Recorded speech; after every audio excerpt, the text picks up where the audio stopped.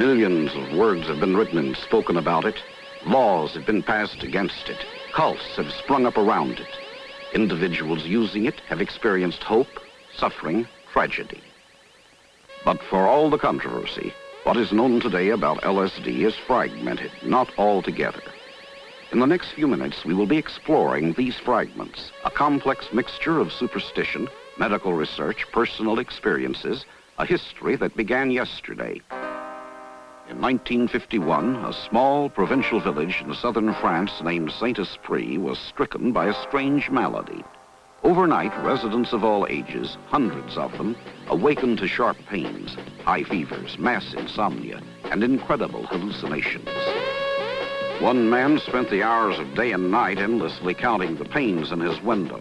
Another compulsively wrote the same words over and over. Small girls saw tigers in a room and blood dripping from the ceiling. All complained of severe burning sensations. More than 300 cases had been counted before the plague was identified as St. Anthony's fire, a poisoning produced by ergot, a fungus that grew on rye, which later was milled and baked bread. A direct relationship between St. Anthony's fire and LSD-25 has never been clearly established to this day. Reports from Saint-Esprit excited the attention of the young scientist who 15 years before had first synthesized LSD from ergot. On accidentally ingesting a tiny amount of the drug, the discoverer, Dr. Albert Hofmann, had experienced symptoms remarkably similar to those now occurring in the tiny village. I noted with dismay that my environment was undergoing progressive change. I had the greatest difficulty in expressing myself. My visual fields wavered. I was overcome by a fear that I was going crazy. That first LSD-induced psychosis set off a flurry of laboratory testing. We're studying the effects of hallucinogenic drugs, both LSD and mescaline, on behavior of rats. Now we're giving him the LSD. We're going to see its effects on his behavior. But our ultimate goal is our understanding of why they do certain things to human behavior. There seems to be an interaction between the effects of the drug and stress, which fits in what we know about the effects of hallucinogenic drugs in respect of good and bad trips. When you give a large dose of either mescaline or LSD, one of the things that you notice is it produces catatonic behavior. Like this animal had a large dose of LSD, and you can see how relaxed he is, and you just swing him around. The difference between a rat without any hallucinogen. One of the main things, you put him in a very bizarre posture, and he just stays there, which is not true for a normal animal. See how he fights and struggles? This animal just stays there. They call this catatonia. Catatonia is often observed in schizophrenics, as are hallucinations.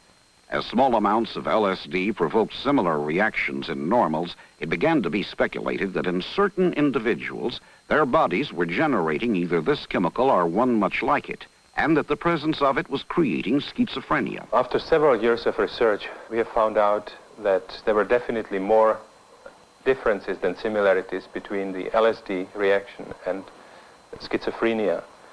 Dr. Stanislav Grof, born and raised in Czechoslovakia, today heads up research at Maryland Psychiatric Research Center. Schizophrenia. Our present opinion about LSD is that LSD is something like an amplifier or catalyst which just manifests the unconscious processes in the brain.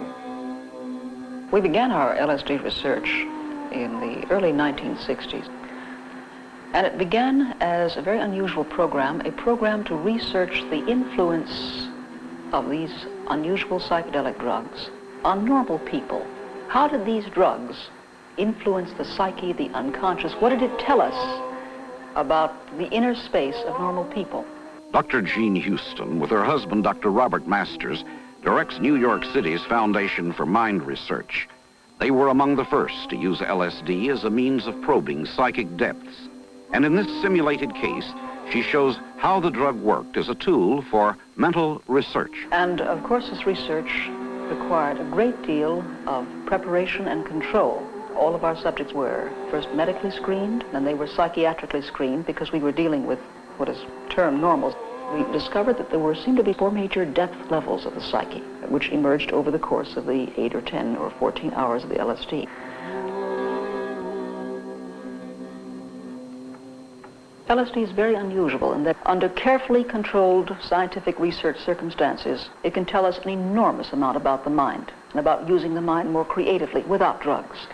LSD can also, under these black market or illegal circumstances, make people extremely impressionable, so that if they are in circumstances which is negative or fearful, they may sustain that fear or that negativism for months or even years to come. This was a bad trip, right? How many times have you tripped altogether? About 7. About 7. How many of those times were bad trips? About 5. So most of them have been bad trips. New York City police now bring young people on bad trips to Bellevue Hospital, where Dr. William Frosch is Associate Medical Director of the Psychiatric Division. Why do you do it again, then? You know, there was a concert in Central Park, and I was up there. Here's somebody who's had a previous good trip. He went into this trip thinking that this would also be a good one. There was music he wanted to listen to, the setting was Central Park, but somehow something went wrong. He was upset about it. No, I feel that at that time I needed it. He is still somewhat under the influence of the drug. His responses seem to be somewhat slow. You know, I guess the acid just brought out everything, all the anxieties I had, all the emotions I had. The unfortunate thing is that we are not able often to predict in advance who will have a bad trip when. This is what we call a bad trip because he has much more fear than he had before. There's an interaction between the stress of the electric shock and the drug. When people have these bad trips, their disturbed behavior is very much closer to what's seen in schizophrenia. It's only the good trips which are very dissimilar from schizophrenia, that is, primarily visual, perceptual distortions rather than paranoia and delusions, which you do get with bad trips. This young man has just taken street acid. It will take effect in approximately 1 hour. Even though this will not be a bad trip, experienced users question the goodness of any drug that turns one who takes part in life into a mere sightseer. I'm getting all kind of really nice things with the leaves. That's kind of melting together, you know. Melting together and then coming apart and vibrating. But it's all moving. That's what's incredible. How many trips have you had? I don't know, somewhere between 20 and 30, I guess. Any bummers? Yeah. I had a bummer in New York once. New York is a bummer. Well, yeah, New York's a bummer. But it was even more of a bummer because it was out on the streets of New York. You know, I was lost for a while. And that was the bad part, being lost in New York all by myself. The circumstances what made it bad. Being in the city, being alone. It was horrifying. It was terrifying. Oh, wow! I just followed them right home. There they are. There's the whole bunch of them. Mommy and Daddy and all the kids and the cousins and the relatives and everybody. Dinner. Just little things like just, you know, a group of people hovered over, you know, an anthill, just watching the ants scurry around. It's kind of a going back into your childhood, too, I think. When you're stoned, you can get hung up and, like, stare at a piece of dirt for a day. When I was dropping acid, one time I was doing that. I was staring at a piece of dirt. And a little baby came up to me and was staring at this piece of dirt in the same way. And I realized that was really crazy. I mean, it was all right for a baby, but for a 20-year-old, it was crazy. I stopped dropping acid. I really got tired of just tripping around and grinning. Well, let me tell you about the first time I took acid. I had been pretty confused and lost in my life at the time. I really didn't know what I wanted to do or who I was, really. I had ideas and I had feelings, but I really didn't have a clear picture of what I wanted out of life. And I had a friend from out of town who was into all the drugs at the time, and at that time, acid had just come out, and he gave me a sugar cube. And my reaction was, I don't want to take it, I'm afraid. And he reassured me that it would be all right, and I took it. You know, I figured, what the hell? It was as simple as that. I just figured, what the hell? I gotta find a new way of living. I gotta find a new way of life. I gotta find a new way of living. Dropping a tab.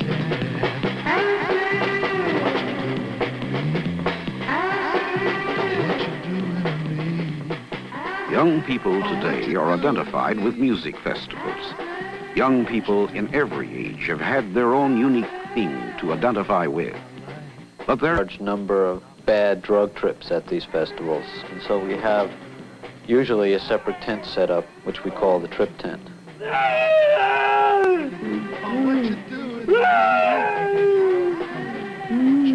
When the person comes in with this type of problem, the only way you can make contact is physically, by hugging them, holding their hand, and trying to make them feel the presence of your body. And by holding a person, you give them a certain reality, the feeling of someone near them, someone who's helping them. We don't like to give any sort of drug to the people who are having a bad trip. This seems to lead to an increased frequency of flashbacks, and it reinforces the concept of taking drugs to solve whatever problem there is. LSD is not manufactured by any company in the United States, nor is mescaline or the other hallucinogenics, and so the stuff that is available is of very poor quality. This is why we ask the kids who come into the tent what they took, how much of it, when they took it, and if they have a sample of it. This is street acid picked up at the music festival we've just seen. Most of these samples are probably not pure. Dr. Wolfgang Vogel is a biochemist. In his laboratory, he isolates and identifies chemicals in street acid. Chemicals we expect, chemicals that sometimes surprise us. These spots are caused by a minor tranquilizer. These down here are probably spots caused by strychnine. There is some feeling amongst heads that by taking LSD with strychnine in it, that they get a faster high and a better high. And sometimes contains more strychnine than LSD. I don't know if they were tripping or not, but they were sure in a great mess from the strychnine. LSD was first considered a dangerous drug and made illegal in 1965. It's so easy to get acid. You can get it anywhere. Where there's a little chemistry lab, there's somebody making acid. The penalty for sale and possession is a felony, which makes the person liable to imprisonment or more than a year. You usually get it from a friend, or people deal it. If you're paying more than like $2, you're getting burnt. The handing of a dose of LSD from one individual to another is a delivery or a gift. And even that simple act constitutes sale under the law. With these black market situations, catch as catch can, this bathtub gin LSD, it's one of the most dangerous things that has happened in the 20th century, particularly for young people, because young people, their egos are not together. they're not together as a self. And what can happen is LSD can act as a degluing agent, rather like Humpty Dumpty. And when they come out of the session, they're not apt to be put together in the same way. And they may have actually lost part of their basic psychological cohesiveness. The whole lifestyle is one of a fantasy world, simple, very, very childlike. And there's just this happy fantasy, smiling, almost moronic kind of existence. Like when I was living in Haight-Ashbury and everybody was taking acid, well, everybody thought they loved each other and they talked about it, but nobody was really close to anybody else. I feel like I have to do something, And you don't really want to have to do anything, You just want to just trip. Well, what I found was that you really do lose your ego. By the time I finished taking acid, I don't think I had any ego left, and I was really ready to kill myself because there was nothing left. There was just no sense of myself left at all. And the kids who are taking acid, who talk about love and involvement and, oh, I love you and I'm just loving life and I love you, man, and I dig you. And it's so easy to sit and say, I love, but it's another thing to get up and do something that involves your life, your energy, your feelings. One of the things that happens with acid is one detail becomes very important. There was a stone wall that had moss on it. So when I painted it, I just covered it with green. And I did the same thing with as many colors out there that I could see. And the end result is that the painting is an extremely colorful painting and that it basically works. And when I look at it, it really makes me feel like I'm on acid. Many people claim LSD enhances creativity. They say an artist performs better under the influence of the drug. This is not necessarily so. I have never really run a controlled study concerning the effect of LSD on creativity, but I have given it to many artists. They usually didn't have too much success in the session because in spite of the fact that they had very interesting experiences, LSD at the same time seemed to impair their motor coordination and they were not able to express what they were seeing.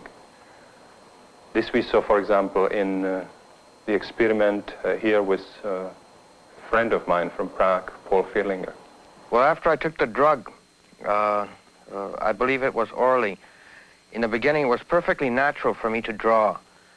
And then after 20 or 30 minutes, the drug started taking effect on me. And everybody was trying to encourage me to draw. Look at me, what do you think I look like? Draw a picture of my face. How do you see me now? I tried to draw. So I picked it up, Flowmaster pencil, and suddenly it felt so thick as if I were holding a log in my hand. And with that, you just can't draw anything. So I threw it away and I gave up. So our usual experience was that the artists were not able to perform very well while they were under the influence of LSD. On the other hand, quite a few of the artists were able to remember what they have experienced in the session and use it as a source of inspiration for the canvases they painted after they had the experience. Frequently, persons taking LSD under controlled conditions reported a new ecstatic sense of unity with all of life. Religious symbols seemed to come from nowhere. It was found that LSD relieves some terminal cancer patients of pain, depression, and anxiety. With this discovery, it was decided to try LSD along with extensive psychotherapy in the treatment of alcoholics. For the past 7 years, we've been treating persons who suffer from alcohol abuse here at the Topeka VA Hospital with the drug LSD-25. Dr. David Dean is assistant director of a federally approved LSD therapy program. Patients are physically and mentally screened before admission. LSD is administered twice over a 12-month period. This is the second and largest dose for these patients. What you'll see here is real. The setting is extremely important. The more home-like or informal the setting, the greater opportunity the individual has of really discovering himself, of coming to know who he really is. I don't know how to explain this, but I actually saw it. It actually scared me at first, was the body of me slowly dissolving. The skin, all the meat would go completely from under my skin. I couldn't see any blood. Finally, only the skin was hanging on the bones, and I was lying as a skeleton, but completely conscious of my heart beating and being still like I had a mind. Just relax. We're here to take care of you. Don't fight. That was the earlier part of the experience, and then later was this triumphant march that I had. Just feeling of being on this white charger was soared up in the air, you know, and the crowds were roaring. I guess the music in the background, I wasn't even conscious of the music, but I could actually hear the crowd and the noise of the triumphal march like the Romans used to come back from battle. I don't know. It gave me a big feeling inside, you know. First thing that I could say about it was that it was the first time that I ever really felt free to actually let myself go and just do the things that I wanted to do. And I did experience some time there where it seemed as if all these people that I had been or tried to be were just leaving my body. Miss Perry, who was sitting beside me, I don't know if I was shaking or what, but she just put her hand on my arm. And it seemed like all the tension and everything in my body just flowed through my body and went to the point where she touched my hand and just went into her hand. Of the 1,200 individuals who have completed the treatment program now, somewhat over 50% have remained abstinent for at least 2 years or beyond. I certainly don't feel like now that I would want to drink. It seems trivial. It just doesn't seem necessary. We know what alcohol does to the body, the liver, the brain. We know that LSD helps to curb certain cases of alcohol abuse. But what else do we know about this admittedly powerful drug? Well, a great deal has been done with studies on LSD, and the result is probably we do not know what LSD does, how it produces its effects on the mind. We really do not know, does LSD really produce chromosomal damage? Chromosomes contain genes which pass on hereditary traits from parent to offspring. Does LSD really produce malformations? Does LSD have some effects on the body which we are not even aware of yet? We don't know, and I think this really is at the moment the risk and the biggest danger in using LSD. We are not able often to predict in advance whether or not an individual at a particular moment in their life is going to have a bad trip or a good trip. There is no fear, there is no paranoia so bad as a psychedelic paranoia. Because under usual, ordinary paranoia or fear, you can get out and you can run like the dickens. You have someplace to go. But in a psychedelic paranoia, you are locked up in your own skin. You are frightened to the death of your own existence. Because this dream world that you're living in is real to you at that time. And I can't see these kids that take it out in the street or wherever they take it. I'd be afraid, to be scared to death if I were to take it that way. LSD is like atomic energy. It has enormous potentiality for good or evil. And you don't really want to have to do anything, you know? You just want to just trip.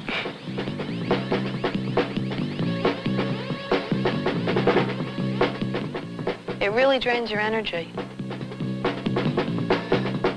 I was so loving on acid, but when I stopped taking acid, or when I was down, I wasn't loving anymore. The whole lifestyle is one of a fantasy world. It's very, very childlike. Almost like a moronic, smiling kind of existence. So we have something that is a Pandora's box. It has tremendous potential for good if used wisely, like atomic energy. Or it can provide for a whole holocaust of mental Hiroshimas.